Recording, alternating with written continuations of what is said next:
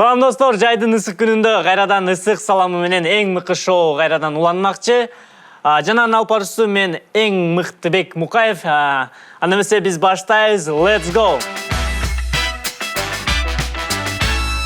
Достор, бүгүн бизде конокто Кудул мырза. Жеңиш Майрамбек уулу. Салам алейкум. Алейкум ассалам. Хаха жигит деп кой. Жеңиш мырза, кош келипсиз. Жеңиш братан, Жеңиш аба, Жеңиш ака деп. Ака. Аягына чейин ака дебейсиң. Жеңиш ака, негизи формат эркин, анан кенен-кесе сүйлөшөбүз дегенде эч нерсени тартынмай жок, уялмай жок. Үйдөгүдөй кийинтебиз. Биздин оюбуз боюнча Жеңиш Майрамбек уулу үйүндө кандай кийинет деген кийимди даярдап койгонбуз. Биздин кийимди кийип келгиле, андан кийин биз улантабыз. Достор, дагы жолу тосуп алыңыздар. Кыргызстандагы Арыктар союзунун президенти, биздин эң мыкты тамашачылардын бири Кудул байке. Кудул байке Жеңиш Майрамбек уулу. Биздин оюбуз боюнча Жеңиш Майрамбек уулу үйүндө ушундай жүрөт. Жок, туура эле, баары туура.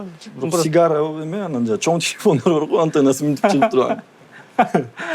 Алло. Альберто, сюда. Бирок могу кичинемин да, мен минтип жүрбөйм да негизи. Каш кулактыкы деп. Азыр бир көрүп өзүм таң калып көрөйүнчү. Аялыңарга чалып көрбөйсүң. Скайп менен чал. Кандайсың жан? Не кылып атырсың деп. Ким ал жаныңда? Ай, балаң десең. Кайсы? Сахнада болобу, кинодо болобу дайыма эле мындай бир аз жүдөмүш, лохурак адамдардын образын аткарчу, үйгө барганда бир аз өзүң король сезип, мурутчан, сигара чегип, катын, чай кайнады, кел куюп берейин депчи. Негизи Дон Жеңиш деп коеюн да. Дон Корлеон, биякта Дон Жеңиш. Жеңиш Дон. Башка улантпай эле койчу. Жеңиш Дон. Жеңиш Дон аке. Болуяпты. Көптөн бери көрбөй калдык, көптөн бери кезгелекпиз дегенде тамашодон да кетип калдык. Андан кийин ар ким өз жолу менен ким кино тартса, ким шоу тартып дегенде Жашоо амалын издеп жүрөт баары эле. Баары эле акча табышын айласын кылчу. Ливерпульга канча жылдан бери мындай көрмандык кыласыз? Бир 2006 го дейм. 2006, 2007. Ошол убакта Ливерпуль финалдан кийин, ошол финалдан бул финалга чейин азыр. Бир аз жакындап келген турасыздар өзүңөрдүн реалыңарга. Кичине болсо да. Лига чемпионовдун финалында барып келдиңер, ошол жөнүндө бир аз айта кетсеңер, эң башында эле ошону сурайын дедим. Эми биздин могу СНГ мамлекетиндеги жакын шаар болуп атат Киев, анан башында бир 3 ай 4 ай мурун эле ойлонуп койгом. Аябай кыйын болду барыш жолу. Самолет менен Москвага чейин бардым, Москвадан Киевке автобус менен бардым. Кайра Киевтен Москвага автобус менен 16 саат. Анан чек арада да аябай көйгөй болот. Анысы аз келгенсиз утулуп калышты. Анысы ал эчтеке деле эмес эмне. Барып келдим да шаар көрүп келдим. Азыр көпчүлүктөр сурап калды, айтып атам шаар көрүп келдим деп. Ошол жака барганда мындай атмосфера кандай экен, көрөрмандардын өзүнө алып жүрүү маданияты кандай экен ал жерде дегендей. Начар. Жакшы болот деп күтүп аттым белең, жок, начар. Себеби дегенде киши көп болгондо шаар кыйналып калды чындыгында эле. Ар кайсы мамлекеттен кишилер келгенде, өзгөчө Испаниядан, анан Великобританиядан келишти. Алар бири-бири менен аябай мындай жакшы. Негизи фанаттар чогулганда мушташ баштайт го, ал жерде андай деле болгон жок. Жакшы мындай маанайда казактарга жолуктум, орустарга жолуктум. Бияктагыдай эле. Маданият туура өткөн тууралуу ал жакта. Чыгармачылыкка келсек, акыркы кездерде кино тармагына өтүп кеттиңер баарыңар эле. Киного тартып жүрдүңөр, сценарий жазып жүрдүңөр, анан эң акыркы жолу Айыл Кемп деген кинодо өзүңөр режиссер катары өзүңүздү сынап көрдүңүз десем жаңылбайм. Анан ошол жерде кандай экен? Мисалы, буга чейин Бакыт Осмонканов режиссер болчу, ага чейин башка кинолор, башкалар режиссер, өзүңүз актер катары. Режиссер болгон бир аз кыйыныраак болду, эмне болду? Аябай эле кыйын экен. Тасманы жаратып атканда сценарийин жазганбыз эң башында эле. Анан деги эле ойлогон эмесмин, өзүм режиссировать этем, өзүм тартам деп. Анан жоопкерчиликти алыш керек болду. Мен ушуну жүрө бермек белем, туура. Бакыт экөөбүздүн чечимибиз болду. Мен бир кино тартып көрөйүн өзүм, сен дагы өзүң бир кино тартып көр. Акча көбүрөөк түшөт да просто. Бөлүшпөйчү. Тамаша. Эми мындай эле өзүм текшерейин дедим, эң башкысы. Оор экен чындыгында. Азыр элдер балким кинону көрүп алып ойлотпош керек. Кино тарткан оңой эле экен, азыр баардыгы эле кино тартып атпыр, тартып жүрсө болот деп. Чындыгында оор аябай. Калп айтпасам 5-6 килограммга арыктадым. Эми куда бы дальше, да? Андан ары каяка, да? Аябай эле арыктадым. Ошол Айыл Кемп өзүн актадыбы негизи? Буюрса актады. Кинону негизи жаратууда идея кимге таандык эле бул Айыл Кемпте? Идея мен өзүм илгери кичинекей балдар лагеринде иштеп жүргөм. Бир 4 жылда иштедим. Тажрыйба болуп калды да, кичинекей балдар менен иштешкенге, кичинекей бала ийип атса эмне кылыш керек, ооруп калсам эмне кыласың, эми ушундай ар кандай учурлар болуп калат да. Анан лагерди көрүп, лагердин негизи ичиндеги жашоосу кичинекей балдар үчүн бул өзүнчө эле керемет да. Анан башынан баштап эле бул тасма тартылып атканда аудиториясы кичинекей балдар болчу. Жаш кезиңизде кандай дагы жумуштарда иштеп көрдүңөр мындай? Базарда иштегем деп өркүнүп айтып койбойм. Жок, базарда иштегем, бут кийим сатып иштегем. Эми азыр мисалы 10-11 жаштагы баланы эшикке чыгаргандан коркосуң го. Ошо 10-11 жашта эми ал убакта, биз убакта заман тынч, настроение зыңк. 10-11 жашта бут кийим сатып иштегенсиз? Ооба, өзүмдүн эле өзүм каалоом менен эле мындай жардам берем деп башында барып жүргөм, анан акчанын жыты негизи өзгөчө экен да. Акчага берилип, стройкада иштеп калдык. Грузчик, ошон үчүн арыкымдап. Жок, разнорабочий подсобник болуп эле мындай эле. Тигини кыл, буну кыл. Тигини кыл, муну кыл, тиякта бар анекдот айт.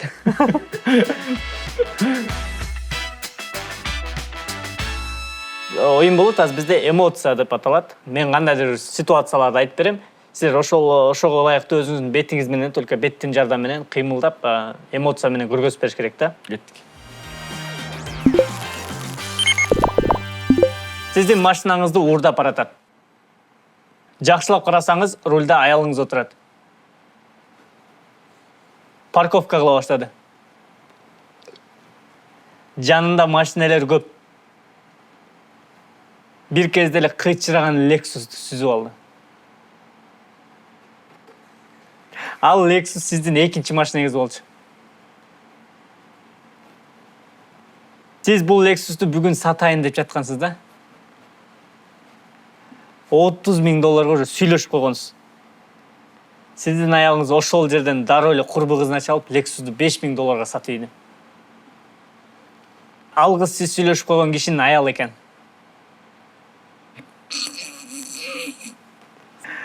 Сиздин аялыңыз машинадан чыгып жаныңызга келди. Эмне дейсиз? Салам алейкум. Жүр үйгө кеттик. Жөө эле баралычы деп. Жөө эле бар.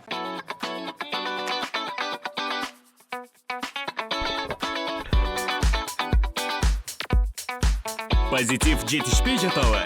Сонун жаңылык бар. Let's go!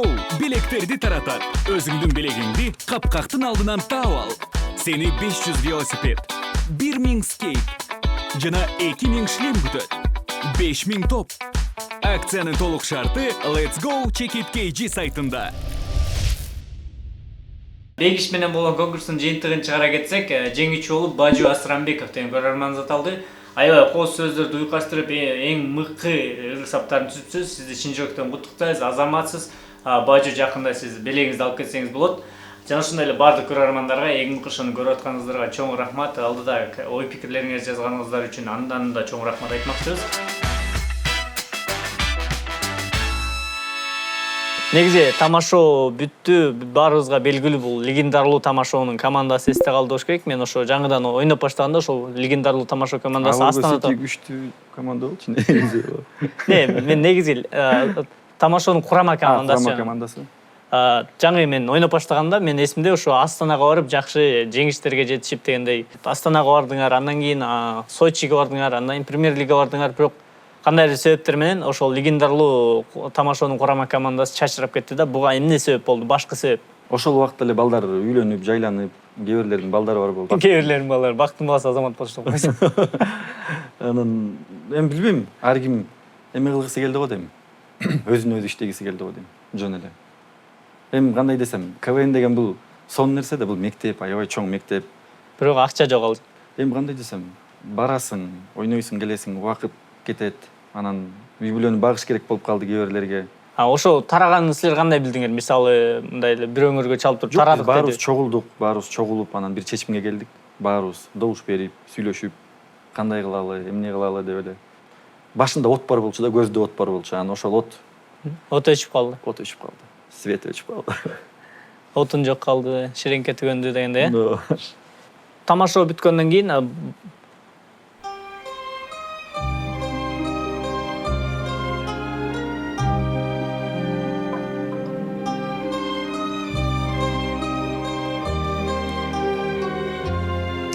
өзгөчө жакшы аткаруу болду да. Жөнүндө ичпей мындай алып Муруттар кыймылдап деген. Тамашоо бүттү, анан ар ким өз жолу менен кетти дене. Кимдир бирөөлөр кино тарта баштады, кимдир бирөөлөр тамадалык кыла баштады, кимдир бирөөлөр ырдап кетти. каскадер болуп кетишти. Мен сага андан да көп нерсе айтам. Алар илгери эле каскадер болчу. Жакшы оюн. Бат-баттан деп аталат. Мен сизге бир суроолорду берем, ошолорго бат-баттан жоопторду айтып туруш керек. Даяр болсок, биз кеттик, Жерард же Бакыт Осмонканов? Бакыт Осмонканов. Юрский период же Моника Белучи? Моника Белучи. Бир тууганчик же Айыл Кемп? Айыл Кемп. Ливерпуль же Кыргызстан курама командасы? Кыргызстан курама командасы. Ата-эне же кайын журт? Ата-эне. Жолдук, ортосундагы жолдук. Ата-эне. Жигули же iPhone 10? Жигули. Еще Жигули бираз кирирээк да. Анда iPhone 10. Насвай же Тамеки? Тамеки. Тандабай деле койсо болот да.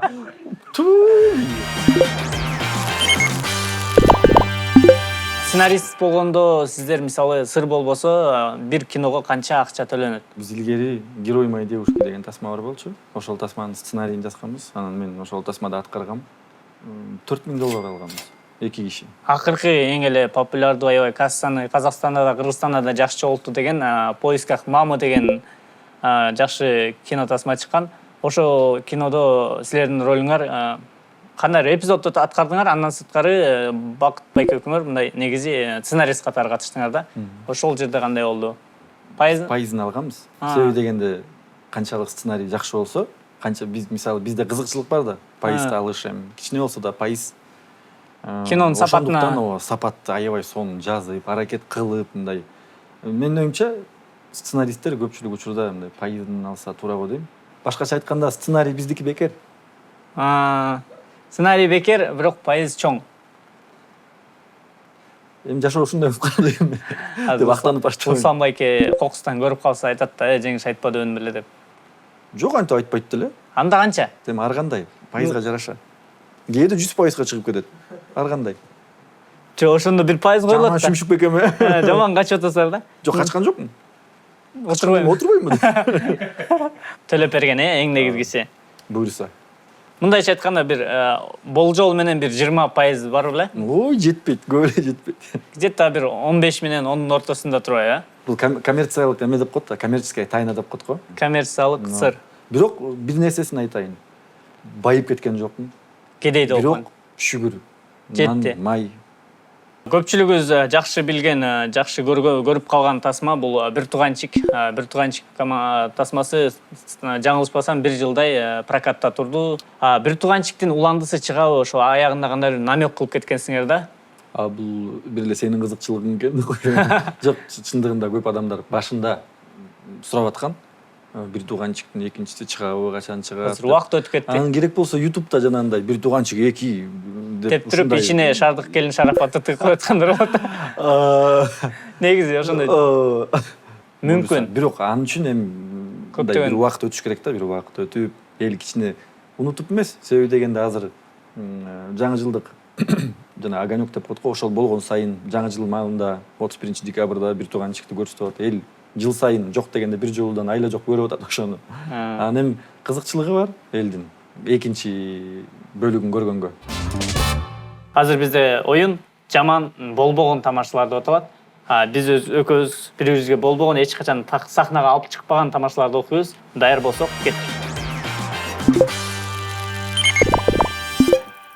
Кабагы бүркөк кыздын аты ким? Кабачок. Айзада жамгырчы.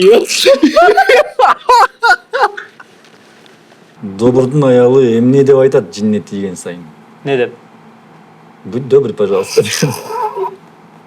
Гүлзат Мамытбектин жакшы көргөн музыкалык группасы. Айтыр. Viagra.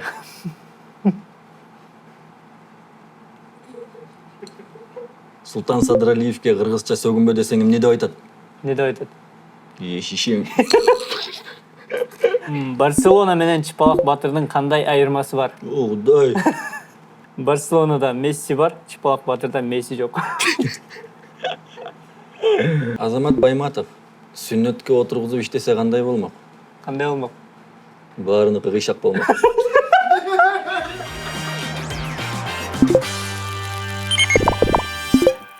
Стивен Жеррард менен түшкөн Лос-Анджелесте түшкөн сүрөтүңөрдү көргөм да. Стивен Жеррард ким билбесе, бул Ливерпуль командасынын легендасы, мыкты капитаны. Ошол жөнүндө айта кетсеңер. Лос-Анджелесте биз шаарда жашап жүргөн убакытта таң атпай эртең менен саат 5:30 туруп, автобуска отуруп, анан автобуста кашайып $1,5 экен. А менде $5 болуп калат, $10 айым ар кандай болуп калып атты. Анан ошону берип эле салып салам, аяктан сдача чыкпайт экен. Иши кылса, Жеррардты көрөм деп $460 коротуп акырын басып келе бердим, сүрөткө түшүп алып. Барып стадиондун алдында турган кишилерден сурадым, мындай өзүмдүн тилим менен түшүндүрүп берип, мындай мынтип алып, сурдоперевод менен айтып атып. Анан түшүндүм да, ал тиякта экенин. Анан мен турам күтүп жалгызымды. Анан жок, баары чыгып тренировка кылып атса, акыркы бир тренерби же билбейм, бирөөсү чыгып туруп анан айтып калды, Жеррардты күтүп атасың деп. Кыргызча эле айтты, Жеррардты күтүп атасың. О, күтүп атыр. Күтүп атырым дедим. Күтүп атырым. Таластан болосуңбу деди. Жок, таластан болосуң деген жок. Ал, всё деп түшүнүп туруп унчукпай басып кетип калды. Анан мексиканец ошол жакта мындай кызыктуу кылып айтып берейин деп, мексиканец жана шыпырган, тазалаган бир киши бар экен, өзүнүн баласы менен жүрөт экен. Анан англисчеси кудайга шүгүр меникиндей экен да, мындай. Бири-бирибизди аябай сонун түшүндүк. Дей, "Hello" деп чүгүмө. "Yes, yes" деп анан. "Gerard, yes." "Here" депчи. Десем ал түшүнүп анан түшүндүрүп айтты. Азыр келе. Тигине машинеси турат деп. Тоже кыргызча айтты. Тигине машинеси турат. Анан мен акырын машинесин карасам, сүрөттөрүнөн көрүп калгам да анын машинесинчи. Анан машинесинин алдын эки жакка басып мындай карап, сүрөткө тартып машинесин. Балким өзүм жолукпай калам, машинесин тартып алайын деп. Анан эмесине капотуна чийип мык менен "Жеррард, мен сени сүйөм" депчи. Бар бол, бай бол. Алдыңды бала болсун. О, артыңды мал бассын деп туруп жеңиштеп жазайын деп анан кой деп күттүм аягына чейин. Анан турдум бир убакта карасам, жана кинодогулардай болуп эле бир мындай момент келет го өзгөчө. Башымда музыка баардык эле мынтип калкып, мындай замедленный болуп эле. А болбосо чуркап барып туруп эле. "Мистер Жеррард" деп эле анан автографты алдым. Айттым, Кыргызстандан бери келдим деп. Ал да бир нерсе айтып атты, мен түшүнгөн жокмун анысын. Диалог примерно кандай болду? "Hello, Mr. Жеррард" дедим да. Бардым анан. "How are you" дедим. "How to at you home" деп. Бизде кыргыздарда обязательно үйүнү сурап, бала чаканы сураш керек да. "How you children" депчи. Сүрдөдүм аябай. Сүрдөп мындай калчылдап эле. Футболкамды алып чыга калып эле, мүнтүп эле анан ал өзү көнүп калыптыр уже. Тарс кой. Күттү да тарс эле мүнтүп туруп, "Эмне керек? Берчи" дедик. Автографты койду анан. Жубайыма деп экинчи футболка бар болчу, ага дагы автограф койдуруп. Маркерди мынтип тиштеп, бир колума эме сүрөт телефон даярдап, анан басып бардык анан. "One photo please" дедим анан. Сүрөткө түшүп туруп эле. Анан басканда да мынтип кармап алгам, жанагы четки кнопкасы бар го. Мынтип бассаң шатыратат го. Көп серия болуп калсын. Көп серия болуп калсын деп. Бирок таң калыштуу нерсе ошо серияны кирсем бүт сүрөт бирдей экен. Ошол учурда ушунчалык тырышып жүрүптүм да.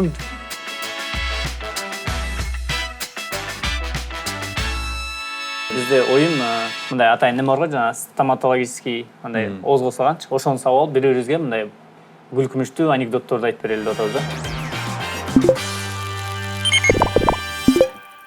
Жиндиканага шигалницагачы звонок келет экен да, эле чалат экен. Анан чалыптыр. "Ага, саңачы, Чаңгыз. Шигалница" дейт. Десе, "Ага, шигалница" дейт экен. "Эмне болду" десе, айтат экен. "WhatsApp'ын чыгаратанды карап текшерип караңызчы. Ким бар экен" дейт экен да. Анан тиги арттыр. "Жок, WhatsApp'ын чыгартууда эч ким жок экен" десе, кычып кеттим" дейт. Кыргыз, орус, анан казакчачы. Так. Ырга киришет экен да. Назарбаев, Путин. Жок, анда башкалар экен. Ырга киришет экен да. Анан крышанын кет таратычы. Крышанын кет тараттын биринчиден орус деген эмени жанагы арга крышаны аса алсачы. Шейхер сынып кетет экен да. Эмне сынып кетет? Шейхерчи, шейхер сынып кетет экен да. Шейхер сынып кеткенде тиги үйдүн ээси чыгып, "Эй, ким ол" десе, тиги орус "Я" деп калат экен да. Анан кажан кайра үйүнө кирип кеткен, анан кийин кет таратса дальше кет тарат. үйгө киргенден кийин казак айнек сындырып алат экен, калдыр дегенде тиги кантет айнек калдыр дегенде кожоюн кайрачат экен да, чыгып туруп эй ким дейт экен да, ким дегенде тиги казак деп я деп коет экен да. Андан кийин кетип барат анан бир кезде кухняданчы кыргыз анан кол менен айкалайт экен, чыныйларды кылып атып экен, калдырың деп калат экен да. Калдырың дегенде тияктан кожоюн чыгып ким десечи кыргыз тилинде изымшыктар деп коет. Изымшыктар деп коет. таң атпай эшигин тескерине азарга караткан афендини көргөн киши ха ай афенди эмне эшигиңди тескерине алдың да шылдыңдайт экен. Шылдыңдаса анда афенди жер кара лайкыш эшигинди кече каты кырып койдун эле эгин интип бетиң карагай атаңын дебиштер. Эки шыбакчычы строительчи келжегинен чine алтын алып караңашат экен да, алтын алып караңал анан деген алтын алып айтат экен да, эни жегиле деген ич каалыңарды аткарып берем дейт экен да. Ич каалыңыз эки эле каалыңарды айтып берем дейт экен да. Биринчиси айтат экен да, эне биздикиден килейген көлдүн жегинде 4 этаж килейген үй алса дейт экен да. Сенин каалың аткарылды дейт экен да. Экинчиси ошол үйдөн экөөбүз эле чыгасак деп коет дейт. Бизде кыргызча экен да. Жеңиш братан, келип бергениңерге чоң рахмат. Анан бизде жакшы салт бар. Келген коноктон кандайдыр белек ойнотобуз. Ошол кандай белек болот? Мен белек дегенде эле бир нерсе сатып алайын деген ой бар болчу. Аны ойлодум. Эми мыкы үйүнө чакырып атат. Мыкы андай бир өзгөчө мыкынын программасын көрө турган адамдарга өзгөчө белек кылайын деп. Өзүмдүн мындай жакшы көргөн белектерим бул деген жана экөөбүз сүйлөшпөдүкпү, Стивен Джерард деген кишичи. Ошол байкемдин автобиографиясы эми элестет.